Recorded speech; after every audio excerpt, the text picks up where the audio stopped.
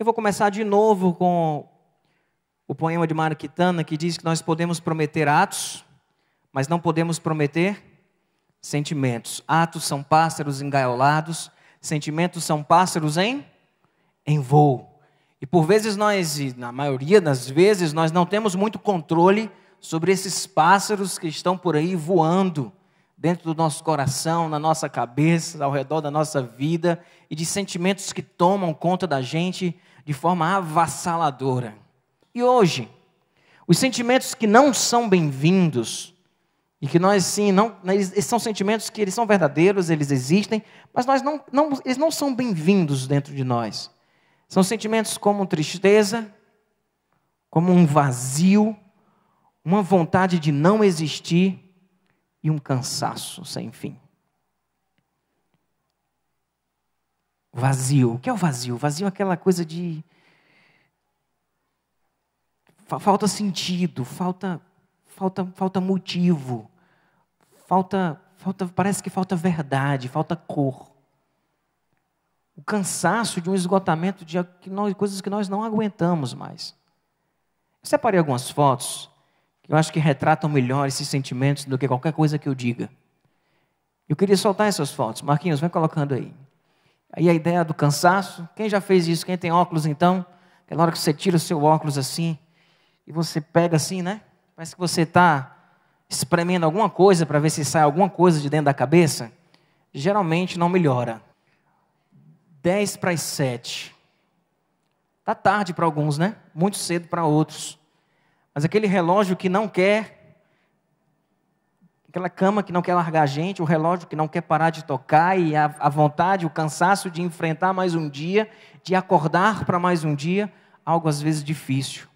Inventaram esse tal desse soneca de celular que a gente vai apertando nesse miserável, não sei quantas vezes, até se levantar no pulo e sair tentando resolver alguma coisa. Alguns não são assim, mas outros são. E vivemos um pouco isso.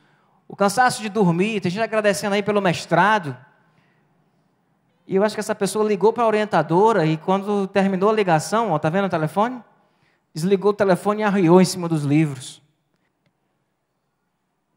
Roupas, né? Roupas para lavar. Uma casa para dar conta, além de tudo que a gente tem que dar conta fora a casa. Dificuldades que nós passamos, vontade de se manter acordado, sem ter força para isso. Pode ir, Marquinhos. Quem já se sentiu assim?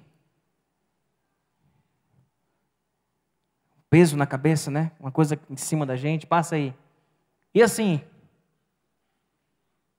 Parece que amarraram um negócio, que a sua vida vai meio que carregando algumas coisas e fica pesado, fica difícil. Coisas que deveriam ser simples se tornam extremamente difíceis.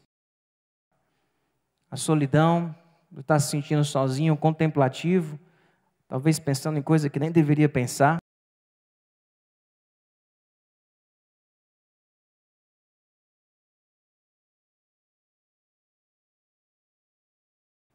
A lágrima. Essa aguinha salgada que sai do olho da gente, que diz tanta coisa, né? E às vezes não diz nada. Mas nós sentimos muitas coisas. E por vezes choramos. Tem gente que não chora. Tem algumas pessoas que não choram. Mas não chora assim, né? Mas existem outras maneiras de chorar. Está olhando para si mesmo, para a vida, para a existência. Pedindo ajuda, precisando de socorro, se sentindo preso dentro de algo que você não consegue sair. No meio do nada, pensando o que é que eu faço? Vou para onde? Quem me ajuda? Quem me pega? Quem me busca? O de estar dentro do quarto. O quarto da gente é um lugar tão... Principalmente quando a gente é solteiro. A pessoa que é solteiro, que mora sozinho, que não tem irmão, não consegue fazer isso, né? Quem tem irmão, casou, tem filho, não consegue mais nem fazer isso direito. Mas o quarto da gente, a cama, às vezes aquele lugar ali da gente, onde a gente, no travesseiro, no nosso cantinho, quando a luz apaga e a gente cobre o nosso corpo e não consegue dormir, quantas coisas passam pela nossa cabeça. Um palhaço triste, isso para mim fala muito isso. A vontade de de dar fim na nossa própria vida. É isso, né, Marquinhos? E hoje a gente vai ver a experiência de Elias. Porque Elias foi um homem que nem eu e que nem você. Que viveu as mesmas paixões que nós vivemos, que lutou as mesmas lutas que nós lutamos. Mas um homem que viveu um momento extremamente difícil na vida dele, onde ele estava talvez com aquelas fotos todas estampadas no interior do seu coração. E a história de Elias com os profetas de Baal, com Acabe e com Jezabel, isso é uma história só. Foi só Elias na Bíblia que passou por esses sentimentos de vazio, de tristeza, de vontade de não estar ali, de cansaço extremo? Não, Jesus passou por isso. Jesus no Getsemane viveu uma angústia tão profunda que dos seus poros saía sangue. Jó viveu um momento na vida dele onde ele disse assim: melhor seria que eu não tivesse nascido. Por que deixar dar à luz a alguém que vai nascer para sofrer? Melhor não seria ter fechado essas pernas ou ter matado logo depois que nasceu? Era o sentimento de Jó, era a expressão dele. Davi nos seus salmos, existem salmos de Davi que são assim, que expressam os sentimentos de falta de esperança, de se sentir sendo consumido, dos seus ossos sendo enfraquecidos, da sua força indo embora, e ele não sabe mais o que fazer com a sua própria vida. Elias, irmãos, Elias é uma das pessoas na Bíblia de grande referência. Elias é sinônimo é uma referência dentro da profecia na Bíblia toda. Jesus, quando tem lá a visão da transfiguração, o momento da transfiguração, quem aparece do lado de Jesus? Moisés, e do outro lado, Elias. Moisés representando a lei e Elias representando a profecia, e dizendo que Jesus era maior do que eles, mas Elias era uma grande referência. Elias foi aquele que não enfrentou a morte, que foi levado aos céus. Elias, um homem que fez o que fez, que curou, que venceu batalha, que manifestou poder, que realizou coisas tremendas. Mas esse homem, ele era um homem que nem eu e que nem você, que vive suas lutas, que vive seus sentimentos. E nesse trecho de 1 Reis 18, 19, Elias enfrenta, ele fica diante de três coisas muito difíceis. Ele fica diante dos profetas de Baal, ele fica diante de Acabe, ele fica diante de Jezabel. E diante dos profetas de Baal, ele nada mais, nada menos, Jezabel estava mandando matar todos os profetas de Israel. Jezabel era casada com Acabe e mandava em Acabe, e Acabe era mandado por ela exercia domínio sobre ele, e ele mandou matar os profetas todos. E Elias vai lá enfrentar os profetas de Baal numa batalha incrível, que você depois pode ler 1 Reis 18 e ver essa história, onde ele vence 450 profetas de Baal ali, colocando o sacrifício, jogando água sobre ele, e os profetas de Baal iriam pedir a Baal que mandasse fogo sobre o sacrifício, e depois Elias ia pedir que mandassem fogo sobre o sacrifício. E os profetas de Baal ficam lá o dia todo pedindo, e nada, e Elias diz: peça mais um pouquinho, gritem um pouco mais alto, pode ser que eles estejam dormindo, que eles não estejam ouvindo vocês. E depois ele vai e manifesta o poder, Deus derrama fogo sobre aquele sacrifício. É uma batalha assim, filme de ficção científica, aquele filme assim, aquela batalha do poder de Deus ali sendo manifestado de uma forma muito clara, muito evidente. Depois que ele sai diante dos profetas de Baal e que ele vence essa batalha, ele vai com Acabe. E conversa com Acabe, que é um rei, e aí fala da visão de vai vir a chuva, manda Acabe se proteger. Ele fala lá todo aquele momento, e tem um versículo que diz que nesse momento ele estava meio que inclinado e pôs o seu rosto entre os seus joelhos. Elias já cansado. Elias já cansado daquela batalha, de acabar de vencer os profetas de Baal, aí ele estava agora já ministrando na vida de Acabe, do que Acabe tinha que fazer, e dizendo para ele que vinha a chuva, que ele tinha que se proteger, que ele tinha que sair daquele lugar, e ele estava ali já cansado, e de repente, Jezabel se levanta contra Elias. E aí é quando Elias, assim, ele perde um pouco a sua força. Olha o que diz em 1 Reis 19, no versículo 1 e 2. Ora, Acabe contou a Jezabel tudo o que Elias tinha feito. E como ele havia matado todos aqueles profetas à espada. Por isso Jezabel mandou um mensageiro a Elias para dizer-lhe: que os deuses me castiguem com todo o rigor, caso amanhã, nesta hora, eu não faça com a sua vida o que você fez com a vida deles. Elias vinha numa batalha já grande. Elias vinha já vendo os profetas de Israel morrendo. Ele enfrentou os profetas de Baal, venceu a batalha, teve que ministrar a Acabe, e depois vem a notícia de que Jezabel tinha saído em direção a ele para matá-lo. Uma ameaça de morte. O que fez Elias, esses sentimentos que a gente está falando hoje, que tomaram conta do coração de Elias? Foi uma coisa só? Foi uma soma de coisas. Uma soma de coisas que pesou na vida de Elias. Quando a gente chega no momento onde a gente diz, eu não aguento mais, é por causa de uma coisinha só? É por causa de uma soma de coisas que vai acontecendo na vida da gente. E às vezes a última coisa que aconteceu nem é a mais difícil. Porque Jezabel dizer que ia matar ele, não estava parecendo latido de piquinês, não estava? Não estava? Como é que é o latido de piquinês? Aquele é só zoada. Não estava aparecendo? Diga para ele que amanhã... Como é que ele ia fazer isso? Elias não precisava ter medo dela. Elias tinha acabado de vencer os profetas todos, mas aquilo terminou de desestruturar ele. Aquilo foi um fato simples. Você já passou por isso? Você vem aguentando um bocado de coisa, um bocado de coisinha. Aí, de repente, acontece uma besteira. E aquela besteira desarticula você totalmente. Ela tira você de eixo. É como se viesse uma pena em cima da sua cabeça para você carregar, mas você não aguenta mais carregar nada. E aquilo que chega, embora seja leve, chega muito pesado, desarticulando a gente, deixando a gente totalmente esgotado. E aí vem o esgotamento de Elias. O que ele faz? Olha a reação de Elias. E veja quanto essa reação é bem humana e tem bem a ver com cada um de nós. Elias teve medo.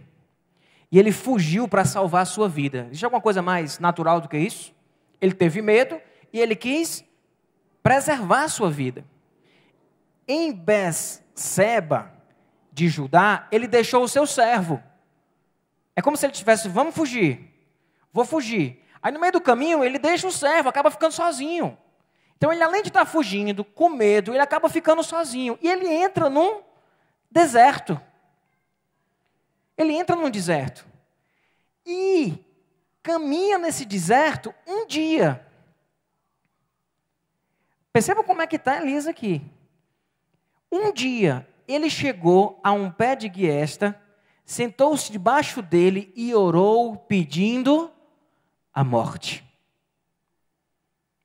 Ele diz, já tive o bastante, Senhor. Tira a minha vida. Não sou melhor do que os meus antepassados. Você percebe a angústia dele? Quando chega Jezabel dizendo, olha, assim como você fez com esses profetas, eu vou fazer com a sua vida. Ele foge. No meio do caminho, ele larga o companheiro, larga o seu servo, ele fica só. Depois ele entra onde? Num deserto. Caminha um dia nesse deserto. E aí chega debaixo da árvore. E ele vai orar e pede o que a Deus? Ele pede livramento. Ele pede ajuda. Ele pede milagre. Ele pede para descer fogo do céu. Ele pede para descer água do céu. O que é que ele pede? Ele pede a morte. Porque Elias está completamente esgotado e sem esperança nenhuma e sentido nenhum em relação à sua própria vida. Ele simplesmente diz, Senhor, eu não quero mais viver. Morrer para mim aqui, Senhor, seria acabar com esse sofrimento. Eu não quero mais. Elias está vivendo um momento muito sincero com Deus. em pedir a Deus a morte. É como se ele dissesse assim, ele disse, né?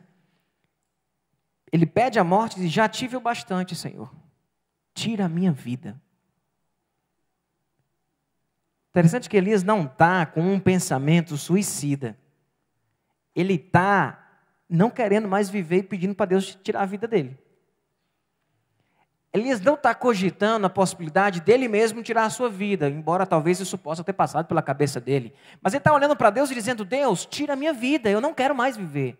Eu já tive o bastante, eu já fiz muita coisa para ti, eu já fiz o que tinha que fazer, não faz mais sentido eu continuar vivendo. Tira.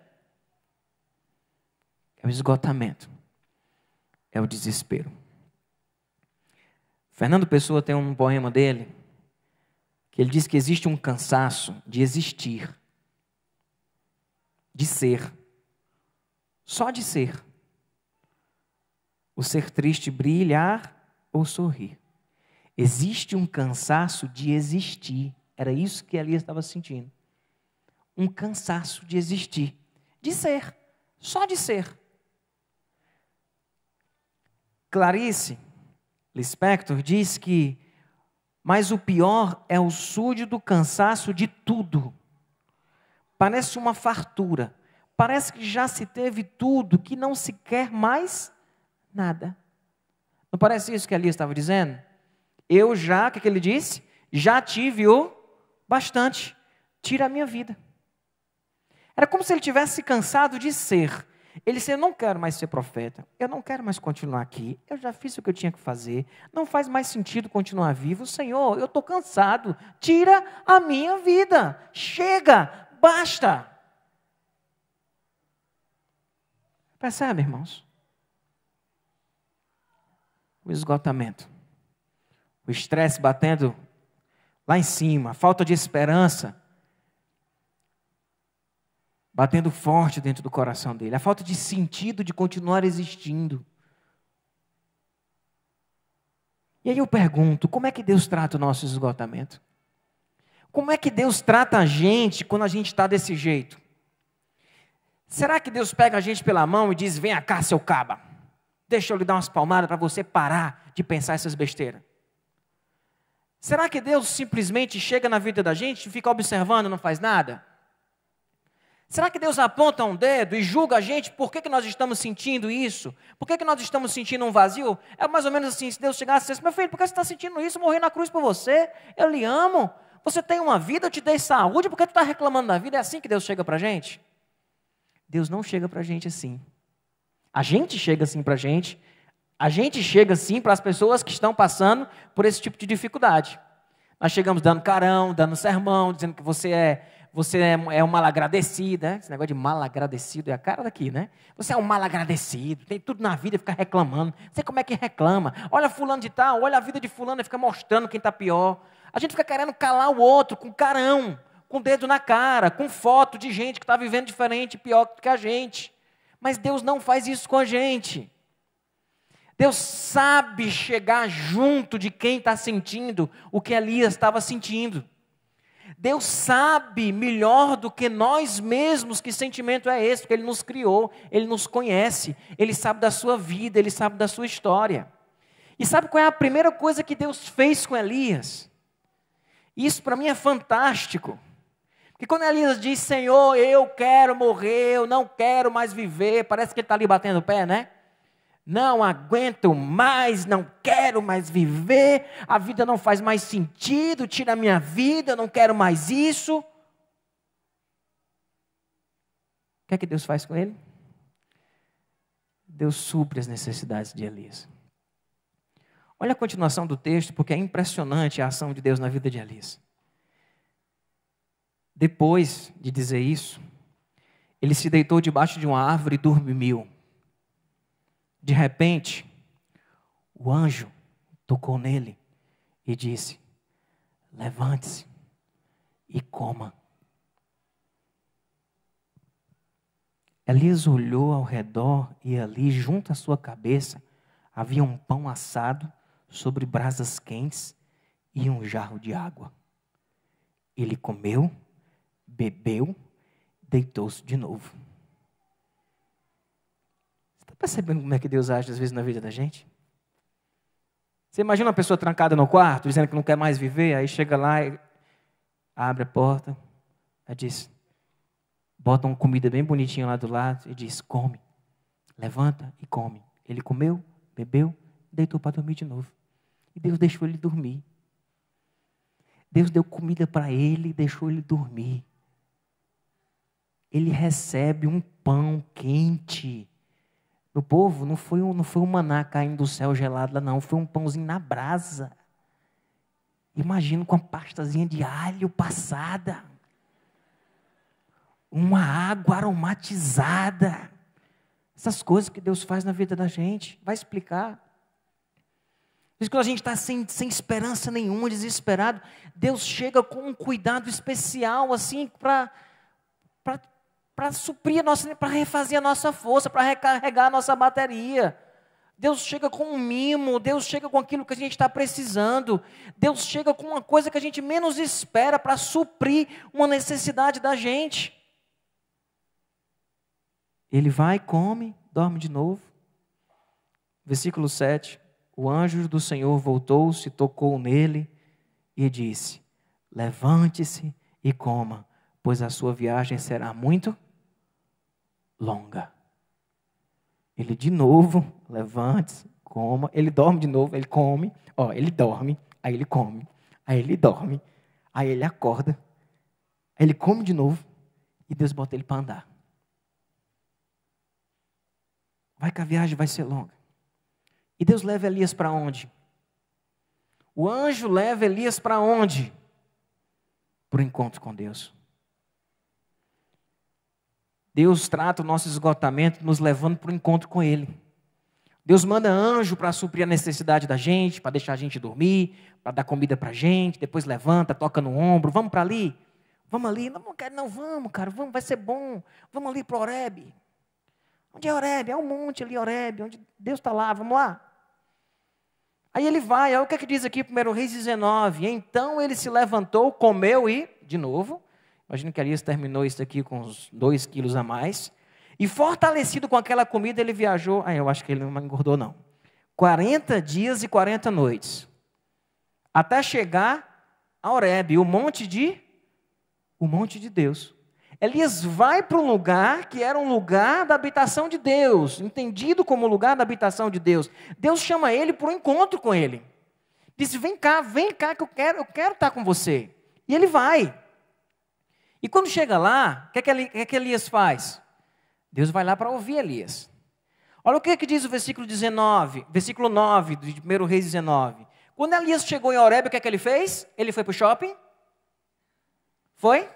Ele foi para o outlet de Calcaia. Você sabe que vai ter um outlet em Calcaia, né? Ele foi para o Rio Mar. Ele foi para onde? Ele foi para a caverna. Porque ele não estava bem. Quem não está bem não fica indo para esses cantos, não. Você quer ir para a caverna. Quer ir para a caverna. Então, quando ele chegou, entrou numa caverna e passou a noite. E a palavra do Senhor veio a ele. E qual é a pergunta de Deus? O que você está fazendo aqui, Elias? Deus chega, olha, presta atenção no que Deus faz. O cara está querendo morrer. Aí Deus supra a necessidade dele, bota ele para comer, para dormir, para comer, para dormir, para comer, para dormir, para andar. Aí chama ele para um lugar para ter um encontro com ele. Porque só comida e sono e caminhada resolve esse problema? Resolve? Não. Vai entupir as veias. Não, porque tem caminhada. Deus é bem sustentável, né? Mas ele diz, vem para cá para o encontro comigo. Vem para cá, vem para o Monte Horebe. Quando ele chega no Monte Horebe, o que é que ele faz? Ele entra na caverna. E aí vem a palavra do Senhor e diz o quê? Que fazes aqui, Elias? É tipo assim, fala que eu te escuto. Fala aí. Fala o que tu tá fazendo aqui, Elias. Aí Elias começa. Ele respondeu, tenho sido muito zeloso pelo Senhor, Deus dos exércitos. Os israelitas rejeitaram a tua aliança, quebraram os teus altares, mataram os teus profetas à espada. Eu sou o único que sobrou e agora também estão procurando matar-me. Ele coloca a queixa dele. O que tu está fazendo aqui, Elias? Tu está fugindo de quê? Aí ele faz a murmuração dele.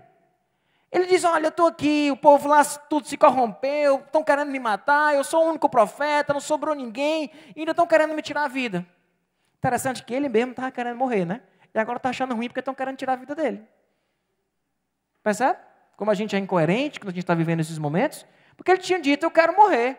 E está achando ruim porque estão querendo tirar a vida dele. Era só ele voltar para Jezabel. Estava resolvido o problema dele. Porque no fundo, quando a gente diz, eu quero morrer, a gente não está querendo morrer. A gente está querendo viver.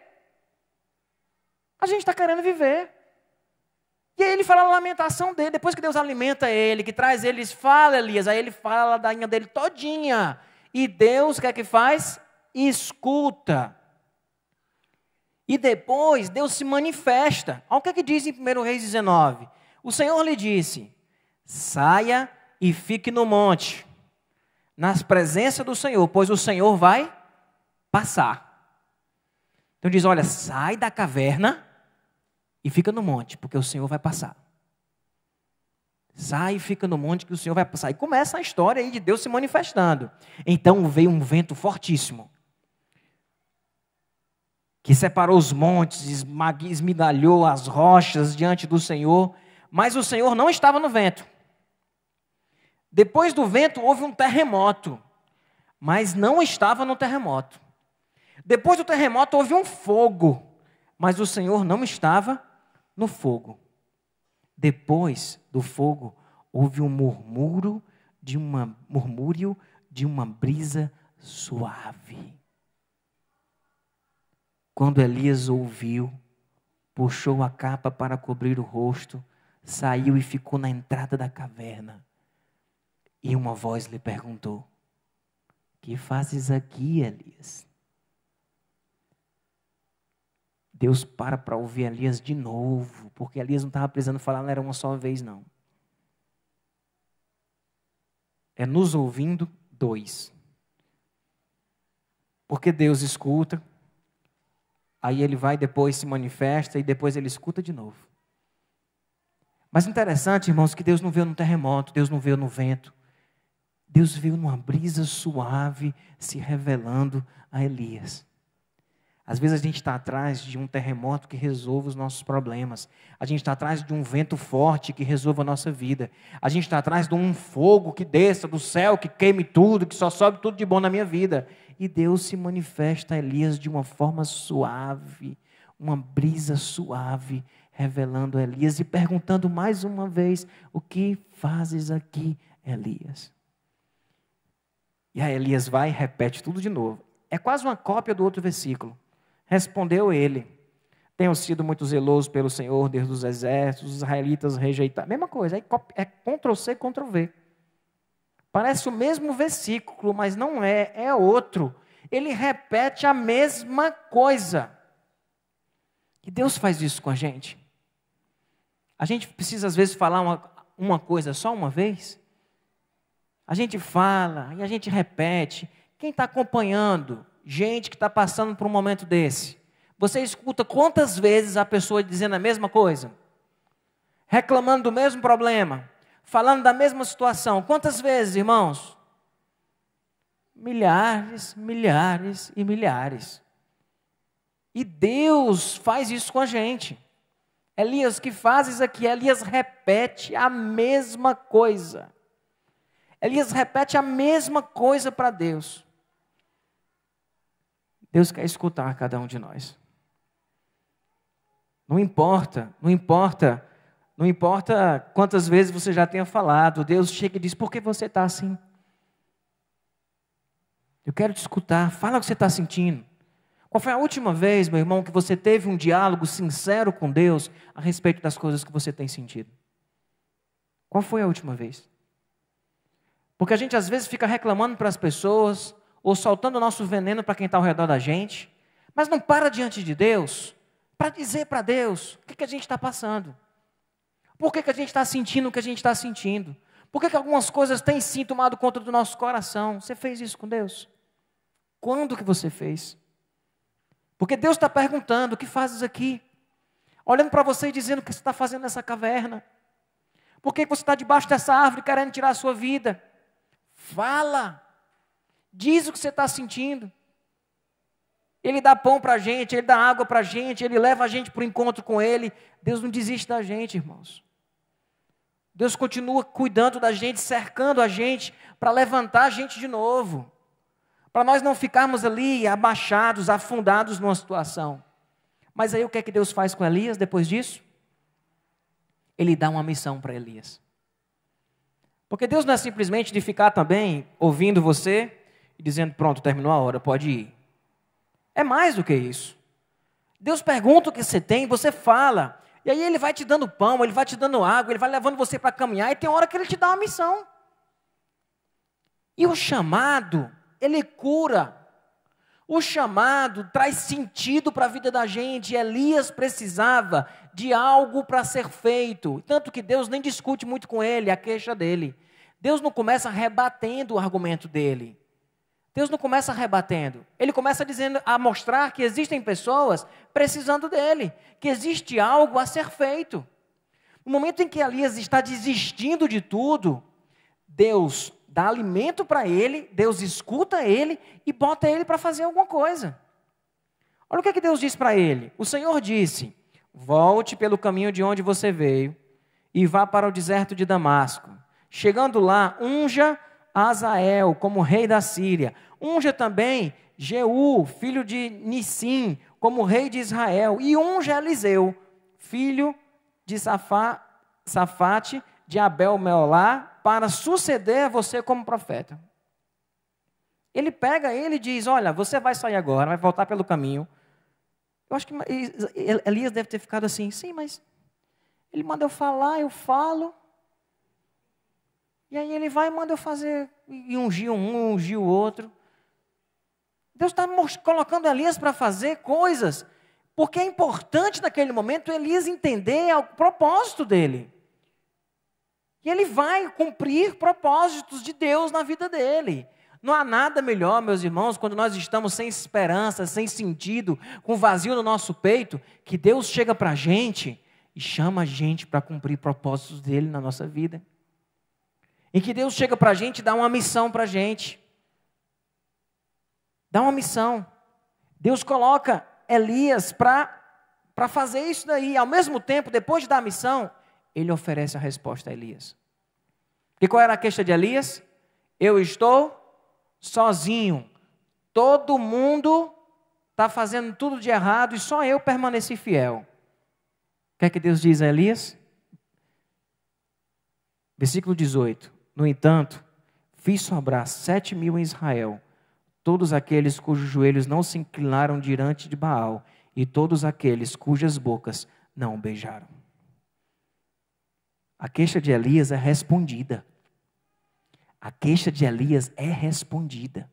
Ele responde à queixa dele. Quando nós colocamos as nossas queixas diante de Deus, Deus pode não começar respondendo a queixa, porque Deus não está numa batalha de quem está certo. Deus, quando está ouvindo a gente, Ele não está ali simplesmente querendo chegar com um argumento mais forte do que o seu, para mostrar como você está errado. Ele está de fato preocupado com o teu sentimento. E Ele não sempre coloca a verdade logo na frente. Não é assim que às vezes a gente faz quando a gente quer ajudar alguém? A pessoa está ali falando uma coisa que não faz sentido, a gente quer logo devolver como uma verdade para poder combater aquilo que a pessoa está dizendo. Deus muitas vezes não age dessa forma.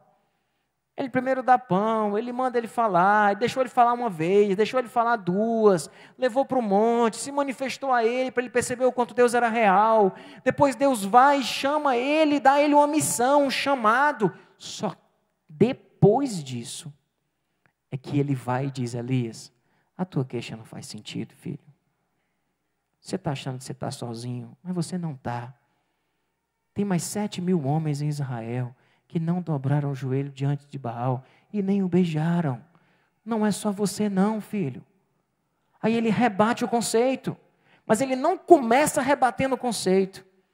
Ele começa cuidando, ele começa suprindo necessidade, ele começa dando um chamado, ele começa dando sentido à vida dele.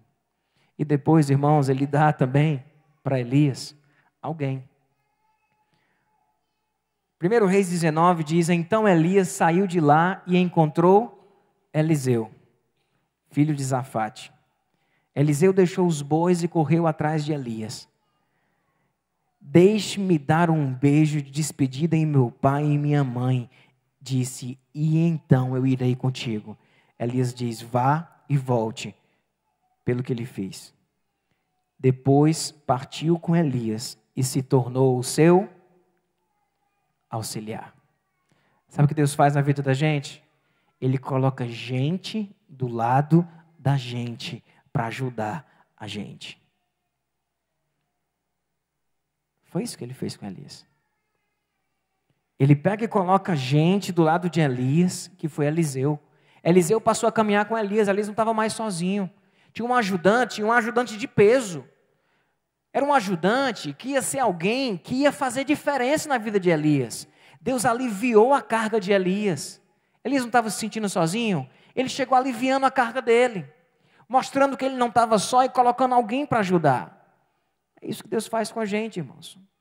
A gente às vezes não está conseguindo suportar alguns pesos, algumas coisas na vida da gente. Aí Deus chega e bota um Eliseu perto da gente, para caminhar com a gente, para suprir as necessidades da gente, para ajudar a dividir a carga, para ouvir a gente, para se colocar na frente algumas vezes na batalha. A dizer, eu imagino que daí para frente, Elias podia dizer assim: Eliseu, vai lá, Eliseu, vai.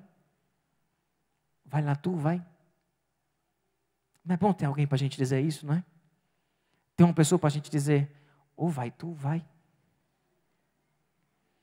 Na intimidade assim, daqui a 7 vezes eu vou, agora é tu, vai. Lá para frente eu vou de novo, mas agora vai tu. Eu imagino alguns momentos onde ele estava tendo que enfrentar uma situação, e aí Eliseu, mesmo que ali do lado, podia não estar falando nada. Mas tinha alguém do lado dele, isso fortalece, irmãos.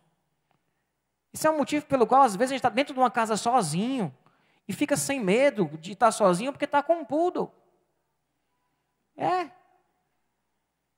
Morro de medo de ficar sozinho em casa, mas se estiver com um poodle, eu não fico com medo. Morro de medo de ficar com medo de cama, não estou sozinho, estou com meu bebezinho aqui, recém-nascido.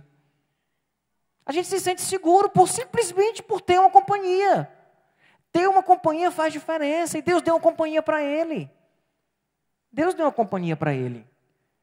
A gente se sente assim, eu lembro quando eu era criança, que eu ficava com medo de ficar sozinho. Mas se ficasse com o meu irmão, eu não ficava com medo. E o meu irmão não era Superman. Meu irmão era mais novo que eu, tinha mais medo que eu. Mas eu ficava mais seguro com ele. Deus coloca alguém do lado dele. Quem é que está do seu lado que Deus tem colocado na sua vida? Quem é? É um amigo? É um filho? É um marido? É uma esposa? É um irmão? É um namorado? A mesma pessoa que te perturba, ela te ajuda, irmão. Essa perturbação na tua vida, ela também é uma bênção na tua vida. Pior você sem essa perturbação. O povo todo se abraçando. Você ouve a perturbaçãozinha? Obrigado, Jesus, ter mandado essa alma amorosa aqui comigo. Deus coloca a gente para caminhar com a gente. Isso ajuda, meu povo. Isso ajuda a gente a enfrentar a batalha da vida. E Deus sabia tanto disso, que eu acho que Deus assim, rapaz, Elias está na peinha. Se eu acorchar mais um pouquinho, estrompa a porca. Você sabe o que é isso? Aquela porca velha que não aguenta mais acorcho. E nessa hora, você não adianta apertar mais. Você tem que dar uma afrouxadazinha e colocar alguém para reforçar aquele negócio. E foi o que Deus fez com Elias. Deus sabe fazer isso com a gente. Deus não é um Deus, quando Ele percebe que a porca está estrompando, que Ele vai lá e dá um acorcho mais forte. Não. Ele sabe aliviar. Nem que seja depois para dar uma acochadinha de novo. Para botar uma fitazinha e acochar. Deus sabe fazer isso na vida da gente, na medida certa, do jeito certo. Deus sabe cuidar da gente. Deus cuidou de Elias. Deus cuida da gente. Deus cuidou de Elias, Ele vai saber cuidar de cada um de nós. Você tem vivido momentos como esse? momentos difíceis na sua vida, eu queria chamar o ministério de louvor aqui à frente.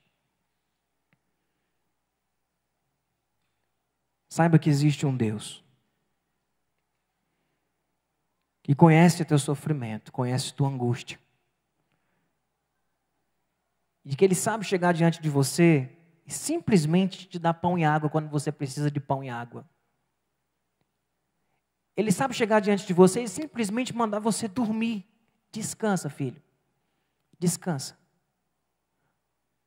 Nós, como liderança espiritual, como gente que cuida de gente, a gente tem que tomar muito cuidado para a gente não entrar no cuidado de pessoas num tempo diferente do tempo de Deus. Porque Deus age na vida da gente assim, dando pão, dando água, mandando a gente dormir, deixando a gente descansar, deixando a gente desabafar, colocar para fora o que a gente está sentindo, dando um chamado para a gente, colocando a gente num caminho iluminado, dizendo, vai por aqui, filho.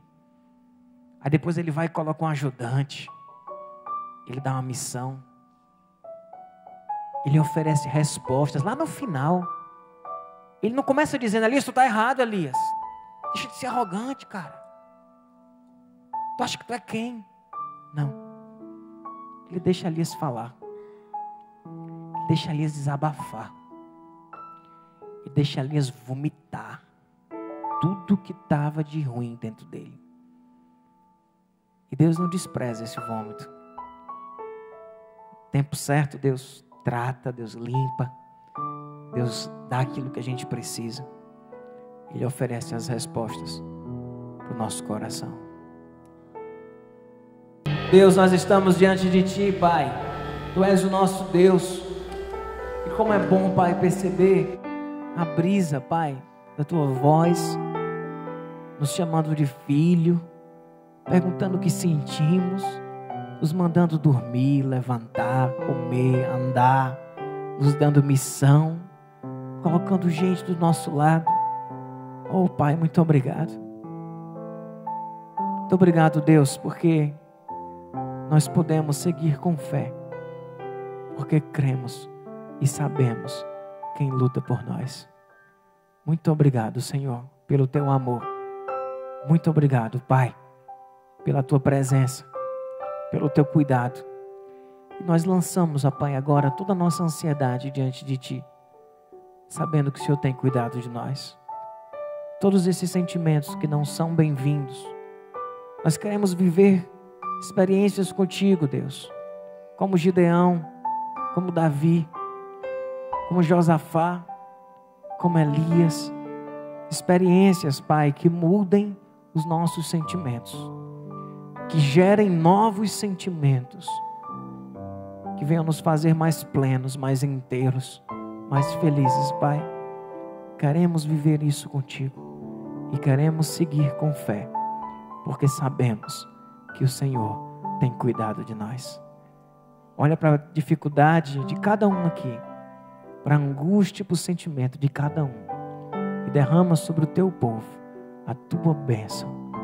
Não simplesmente aquilo que nós queremos, mas aquilo que nós precisamos. É a oração, Pai, que fazemos, agradecidos, em nome de Jesus. Amém, Senhor. Salve de palmas, meus irmãos.